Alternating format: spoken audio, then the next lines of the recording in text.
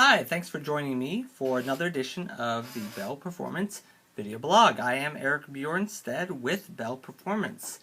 And we wanted to take a little break talking about ethanol and fuel mileage and stuff like that.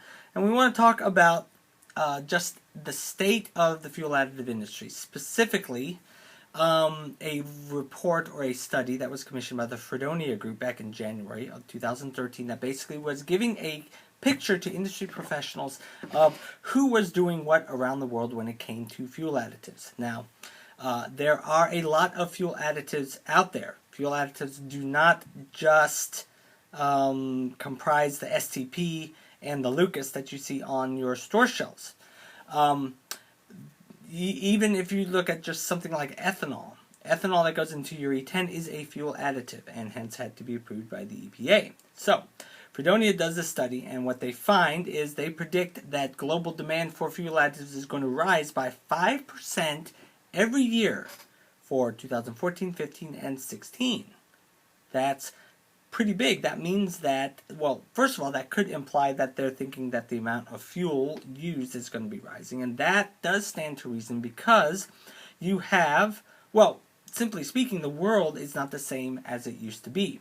Countries that previously were essentially third world countries and non-factors, China, India, Indonesia, Brazil, well, maybe not so much Brazil, we're being a little unfair, but China, India, Indonesia, and some other countries now are becoming major players and major users of fuel and energy. It's not the way it used to be 20 years ago, but that is the way it is now, and that's part of the driver behind fuel additive use rising by or being projected to rise by 5% for every year for the next 3 years or so. So what are the most popular fuel additives that are in use around the world? Number one, oxygenates. If you know anything about oxygenates, you know that they are put into fuel in order to make them more environmentally friendly, reduce their emissions. Ethanol is the big oxygenate. Before ethanol, it was MTBE. MTBE is still used a lot of places around the world, despite the fact that it doesn't take very much of it in order to contaminate drinking water and make it taste really bad. In fact, Fredonia pointed out that MTBE is probably the most popular fuel additive in the world, which is really surprising because it was banned here in the United States, and there are a lot of lawsuits going on about that. For diesel fuel, you have deposit control additives and cold flow improvers. Deposit control additives are important for diesel engines because they help deposits from being put down in engine surfaces. And when you have a dirty engine that's full of deposits, you have an inefficient engine. It doesn't operate. It doesn't get the mileage that it should. It doesn't get the emissions. It's not as clean as it should be. So deposit control additives are extremely important for diesel fuel. So are cold flow improvers. If you live up north, if you live in the United States, in Ohio and Michigan, you know that if you try to run your diesel truck out in the winter, you're probably going to get gelled up unless you use a cold flow improver to keep the paraffin wax from sticking together and gelling up that fuel and stopping up your fuel filter. So deposit control additives and cold flow improvers, very important to the worldwide additive scene.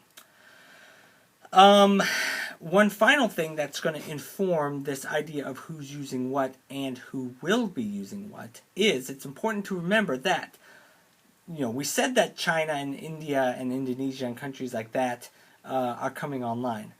There's a lot of foreign countries, and some of those may be included, who are starting to cut down, have mandates from on high to cut down on their petroleum use. And so that's going to mean that there's going to be a lot more ethanol and a lot more biodiesel that's going to be used. And the thing you have to remember about biodiesel, if you're not a diesel fuel user, you probably do not know this, but biodiesel actually imparts tons of lubricity to the diesel fuel. So you could take 2% of biodiesel and just mix it into your regular diesel, and you won't even have to use a lubricity additive.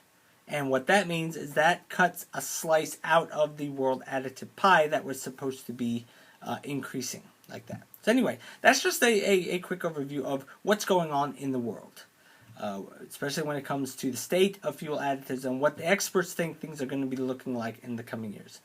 So thanks for joining me for this. I am Eric Bjornstad, Bell Performance. If you liked that video, we have plenty more interesting topics located that we write about on our website, bellperformance.com. I would also recommend you check out our educational site geared for both consumers and professionals, located at www.wefixfuel.com. Anyway, once again, I am Eric Bjornstad with Bell Performance. Thank you for joining me today. I'll see you next time. Bye-bye.